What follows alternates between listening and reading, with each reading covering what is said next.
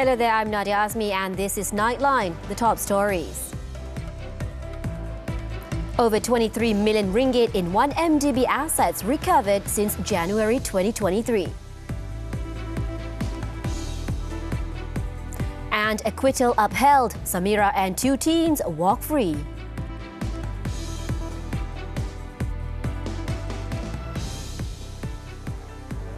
Good morning.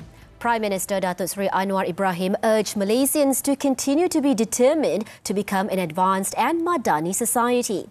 In his Chinese New Year video message, the Prime Minister said this was in line with the Year of the Dragon, which according to the Chinese zodiac means strength and charisma as well as creativity and confidence. Selamat Tahun Baru pada masyarakat Cina supaya tahun ini disambut dengan gembira oleh keluarga dan dengan damai. Sin yang final dan mudah-mudahan tahun ini tahun bahagia dan tahun-tahun berikutnya begitu lebih bahagia. Sin yang hao, nian nian hao. He also said the government would work harder to achieve a more prosperous and prominent Malaysia. He added that the economy must also be developed equitably, sustainably and benevolently, while damage must be avoided and unity strengthened.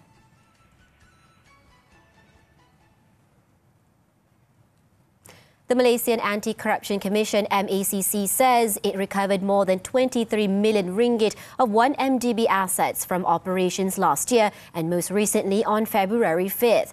The cash and assets were recovered through forfeitures, including in the courts, as well as voluntary returns by 5 individuals to the government. According to an MACC statement on Thursday, the success was from follow-up operations carried out by its anti-money laundering division. Among the recovered cash was 556,000 ringgit returned on August 30th by a 1MDB officer who had received funds in the account of a company in which that individual held an interest. The money was obtained through an account release order under Section 60 of the Anti-Money Laundering, Anti-Terrorism Financing and Proceeds from Unlawful Activities Act 2001. On September 29th, a further 4.55 million ringgit was recovered from another individual through a transfer from BSI Bank, Switzerland. MACC said these recoveries were made possible through the February 2022 trial of former Goldman Sachs banker Roger Ng in the Brooklyn Federal Court in the United States on charges of complicity in the embezzlement of the 1MDB funds. The statement added that on the whole, since 2019 to date, a total of 29.03 billion ringgit of 1MDB assets have been returned through the cooperation of MACC and the Special Task Force on 1MDB asset recovery, as well as foreign agencies. The Court of Appeal on Thursday upheld the acquittal of Samira Muzaffar and 2 teenagers on a charge of murdering Cradle Fund Chief Executive Officer Nazrin Hassan 6 years ago. A 3-member panel led by Justice Datuk Wazir Alamaidin Mira in a unanimous decision dismissed the prosecution's appeal to set aside a High Court verdict in acquitting and discharging the 3 of them on the murder charge. The other 2 judges presiding on the bench were Datuk Ahmad Zaidi Ibrahim and Datuk Azhari Kamal Ramli. On June 21, 2022, the Shah Alam High Court freed Samira, 49, who was also Nazrin's widow, and the 2 teenagers, now aged 18 and 21, of murdering Nazrin, after finding that the prosecution had failed to establish a prima facie case against the 3 of them at the end of its case. The 3 of them and an Indonesian woman, Ika Wahyu Lestari, who is still at large, were charged with killing Nazrin, 45, at his house in Mutiara Damansara between 11:30 p.m. on June 13, 2018 and 4 a.m. the following day. Justice Wazir Alam, when reading out the decision, said the prosecution failed to prove the murder case as the evidence was circumstantial.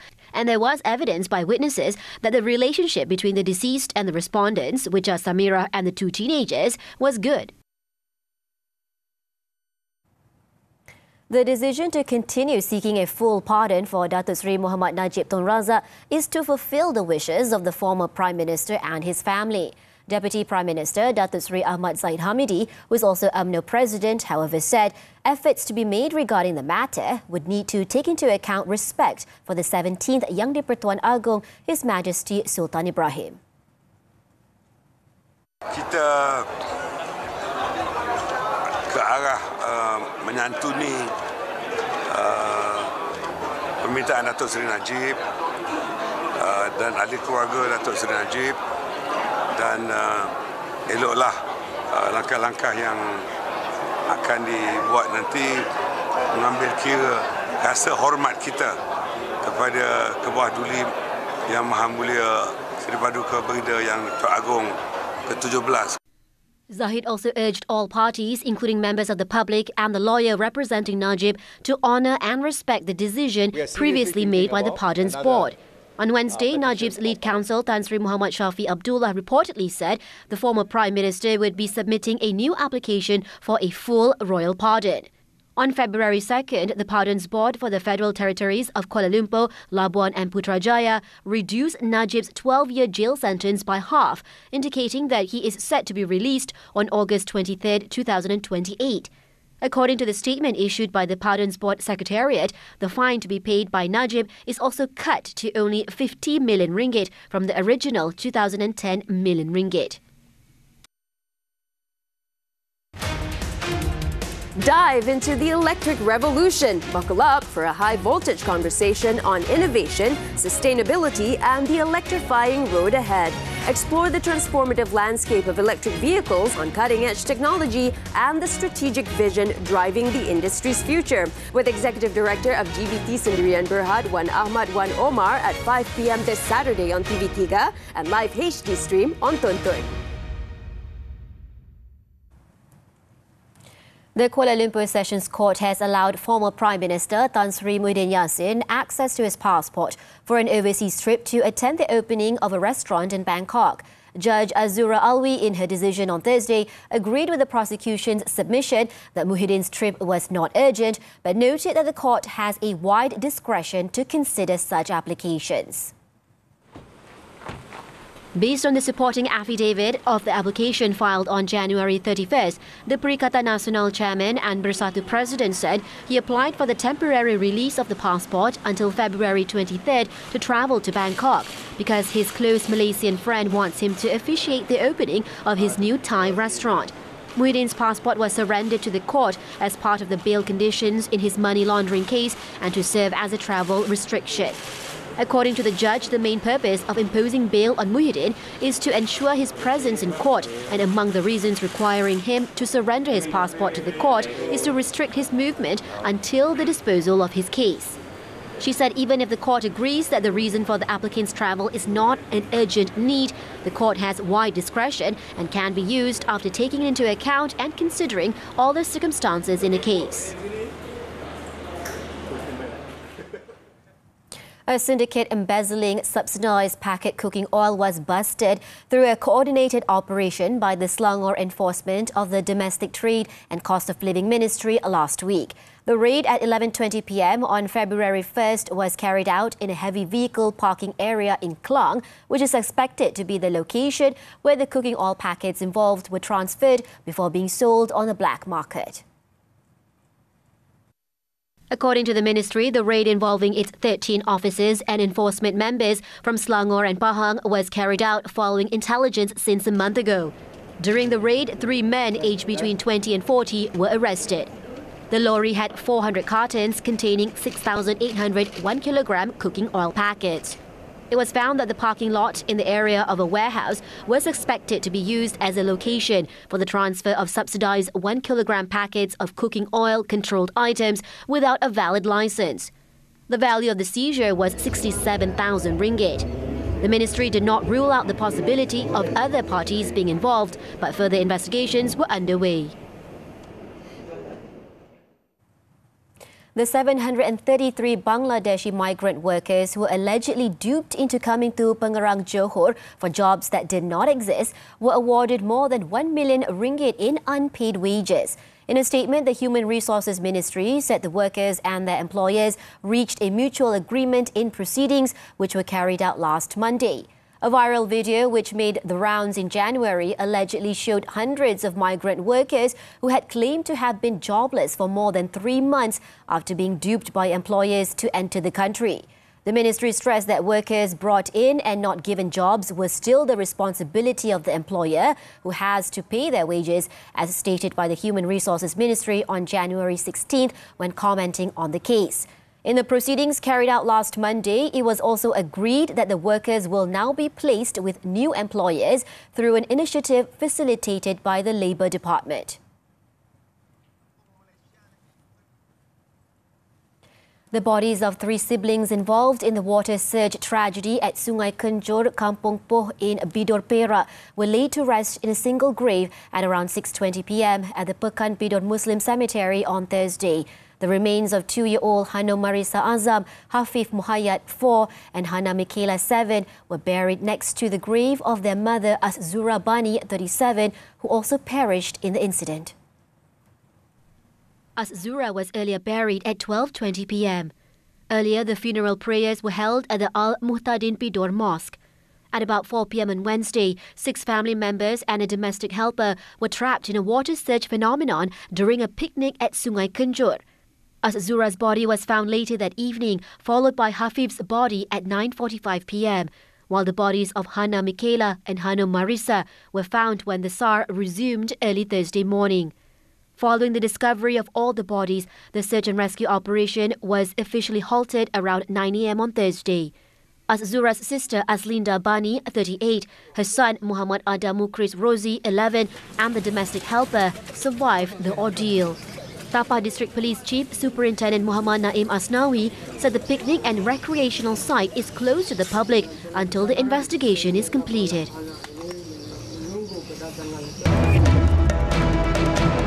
We're going for a short break. When we return, votes counting begins in Pakistan's general election.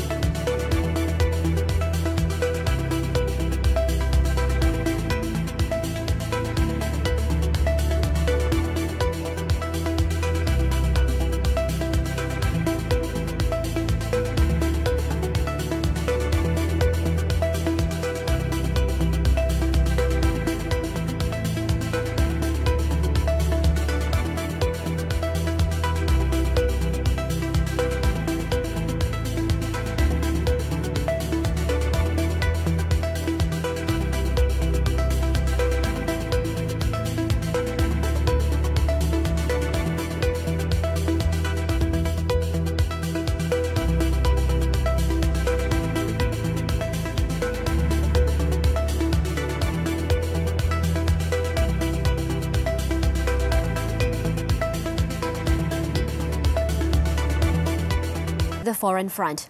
The Zionist regime bombed areas in the southern border city of Rafah, where more than half of Gaza's population was sheltering on Thursday. This occurred a day after Prime Minister Benjamin Netanyahu rejected a proposal to end the war in the Palestinian enclave. According to Gaza's health ministry, at least 130 Palestinians were killed in the past 24 hours, while 170 others wounded. Tanks also shelled some areas in eastern Rafah, intensifying the residents' fear of an imminent ground assault and leaving them in a desperate situation. To date, the death toll in Gaza has risen to 27,840 Palestinians, with 67,317 others wounded. Meanwhile, medical teams in the besieged Gaza Strip have been struggling to provide medical services to local people despite the risks and limited resources posed by the protracted conflicts. Supportive medical teams have been continuing to work in remaining operational hospitals in Gaza amid extremely difficult circumstances and multiple risks. بعضهم تم اعتقاله وتعذيبه بشكل وحشي، منهم سائقي إسعاف ومسعفين، بعضهم تعرض للبتر، بعضهم للأسف 3 استشهدوا من المتطوعين، ولكن يواصلوا عملهم بانتظام. الأوضاع صعبة جدا في شمال غزة ومدينة غزة حيث لا تصل أي مساعدات على الإطلاق، ونحن بذلنا جهد هائل حتى نستطيع أن Pakistan began counting votes after polling ended on Thursday in a general election marred by militant attacks and suspension of mobile phone services, with authorities saying that at least 9 people were killed across the country. The vote was held as the South Asian country struggles to recover from an economic crisis while it grapples with rising militant violence in a deeply polarized political environment. TV channels were expected to make projections of first results a few hours after the close of voting at 5 p.m. local time, and a clear picture was likely to emerge early on Friday as counting continued through the night. Thousands of troops were deployed for security, with borders temporarily closed to ensure peaceful polling. Despite the heightened security, 9 people, including 2 children, were killed in bomb blasts, grenade attacks and firing incidents. Caretaker Prime Minister Anwar ul-Haq Kakar, meanwhile, noted high voter turnout as a sign of public commitment to the country's future.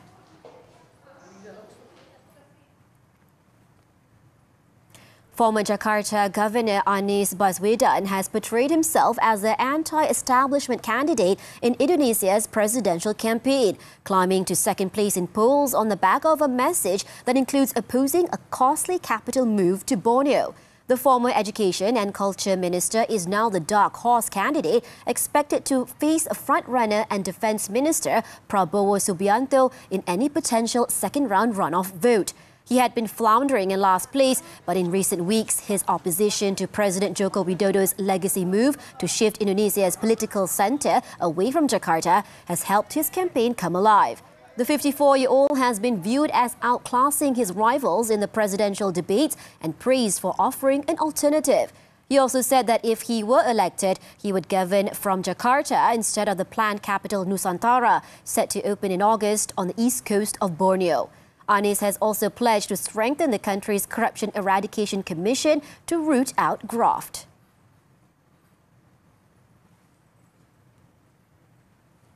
North Korea's Supreme People's Assembly has voted to scrap all agreements with South Korea on promoting economic cooperation. The North's official KCNA news agency reported on Thursday that the decision was made as the two Koreas' ties continue to deteriorate. The Assembly, which takes formal steps to adopt policy decisions of the ruling Workers' Party, also voted to abolish laws governing economic ties with Seoul, including the special law on the operation of the Mount Kumgang tourism project. Moreover, North Korea has said that it considered the South as an enemy at war and last year scrapped a military pact signed in 2018 aimed at de-escalating tensions near the military border drawn up under a truce ending the 1950-53 Korean War. Meanwhile, South Korean President Yoon Suk-yeol, in an interview, said the shift in North Korea's inter-Korea policy an extraordinary change and was hard to understand the thinking behind the move.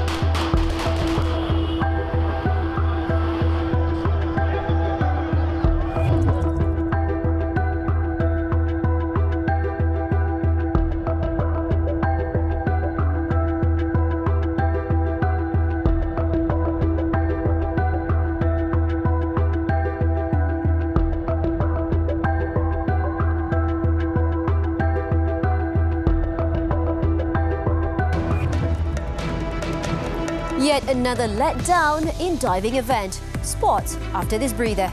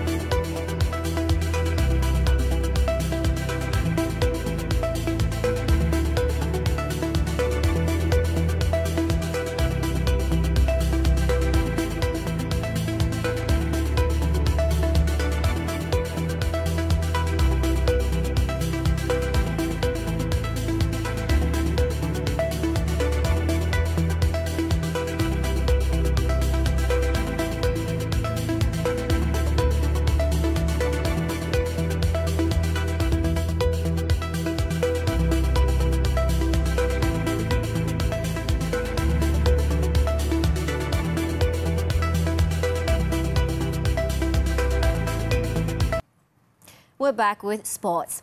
Another disappointment for the country as divers Nur Dabita Sabri and Wendy Ng Yan Yi have also missed out on a place in the 2024 Paris Olympic Games.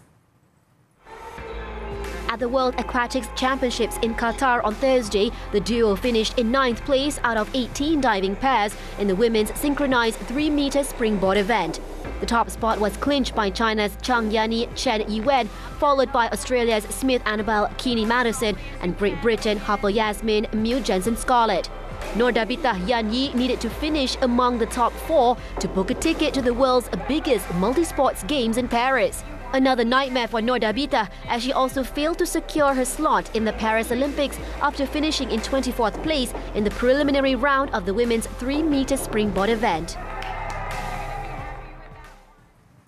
And on to football, the AFC Asian Cup. Al-Mu'az Ali Zainal Abidin Muhammad Abdullah scored the winner as defending champions Qatar beat Iran 3-2 in a thrilling semi-final on Wednesday. Iran opened the scoring via Sadar Azmoun in the 4th minute, but the hosts equalised 13 minutes later thanks to Jassim Kabir Abdul Salam's deflected shot.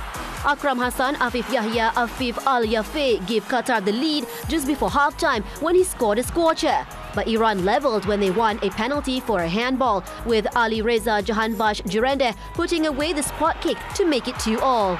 Nevertheless, Al-Mu'az Ali emerged as the hero for Qatar, turning and firing the ball into the bottom corner in the 82nd minute. Qatar will seek to win their second title when they play first-time finalists Jordan on Saturday. The English FA Cup now. Chelsea eased the spotlight on head coach Mauricio Pochettino with a dominant 3-1 win over Aston Villa on Thursday. Chelsea broke the deadlock in the 11th minute when Conor Gallagher fired the ball into the top corner before Nicholas Jackson doubled the advantage 10 minutes later thanks to a brilliant cross by Malo Gusto. Enzo Fernandez then made it 3-0 with a sensational free kick just 9 minutes after the break. Substitute Moussa Diaby pulled one back for Villa in stoppage time, but it could not even be considered consolation for the home side as the Blues will face Leeds United at Stamford Bridge in the 5th round. After this short break, babysitter remanded until next Wednesday over child abuse.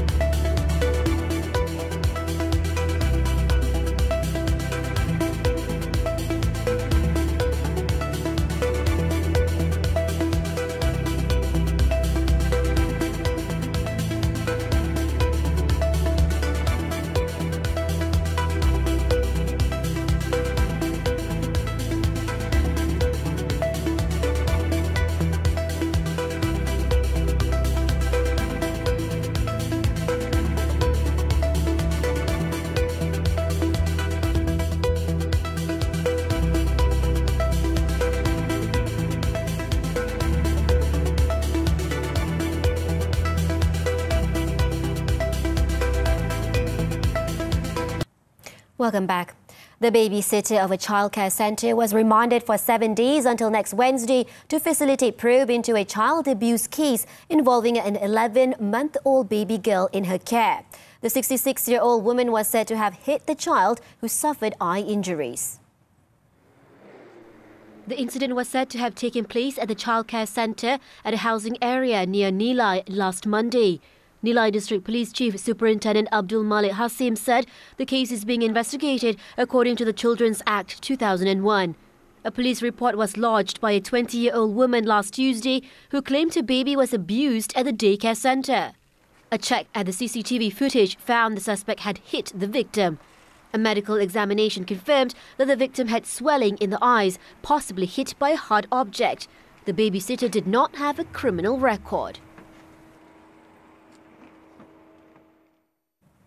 Police have arrested 3 men and are looking for 2 others in connection with a commotion at the site of a fatal accident at kilometre 127 of Jalan Kuala Lumpur, Kuantan in Temerloh on January 6.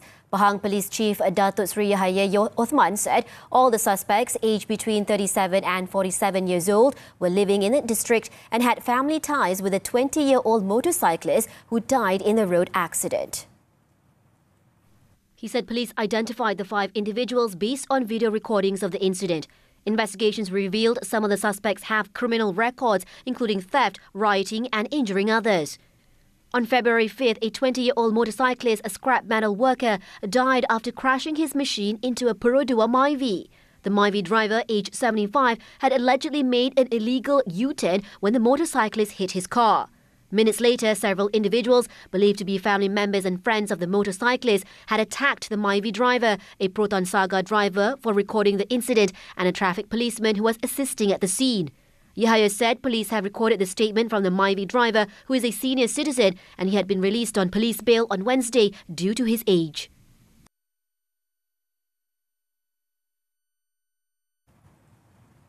In Perak, a police sergeant was charged in the Ipoh Sessions Court with raping a teenager in a car. Shahril Amir Shahri, 42, pleaded not guilty when the charge was read to him before Judge Ainul Shahrin Muhammad. The father of 5 is accused of raping the 16-year-old girl in a car in the parking lot of a supermarket in Sri Iskandar at about 4 p.m. on January 12. The charge, framed under the Penal Code, provides for imprisonment of up to 20 years and whipping upon conviction. He was allowed bail of 5,000 ringgit with one surety and ordered to not intimidate the victim. The court set March 25th for mention and for the submission of documents.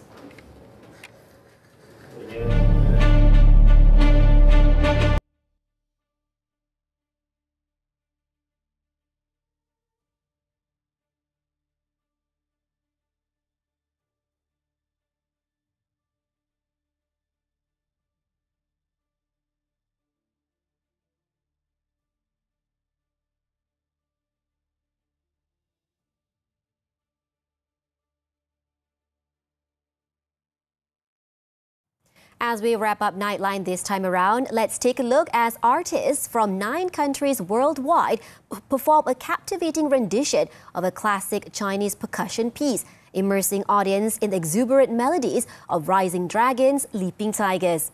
With that, I'm Nadia Azmi. Thank you for tuning in and stay safe.